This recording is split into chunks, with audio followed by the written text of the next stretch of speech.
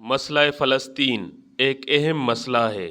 حیرت کی بات ہے کہ ایٹمی طاقت اور پاور رکھنے کے باوجود خاموش ہے، جو کھل کر سامنے آنے سے کتراتے ہیں، آج پس پردہ کچھ حقائق سامنے لاتے ہیں۔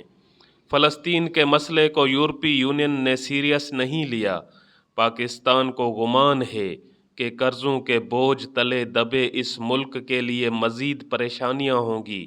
اگر اسے قرض کی فکر ہے تو امت مسلمہ کا قرض بھی دینا فرض ہے۔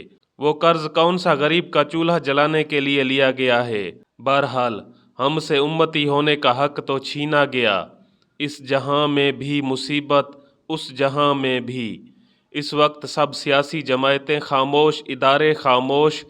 غوری 1 غوری 2 نام رکھنے سے معاملات حل ہوتے تو ہم اسلام آباد کی کسی مسجد کا نام مسجد اقصی رکھ لیتے۔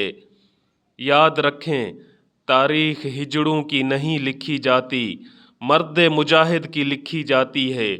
کچھ لوگ فلسطینیوں کے گرے گھر دیکھ کر پریشان ہیں۔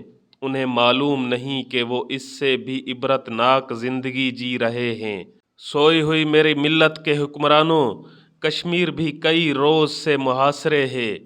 آزادی کی چنگاری شاید دبائی نہ جا سکے۔ مشکل وقت سے ہم نکل آئیں گے، لیکن مشکل وقت میں شاید بھائیوں کا رویہ اور لہجہ ہم نہ بھول سکیں۔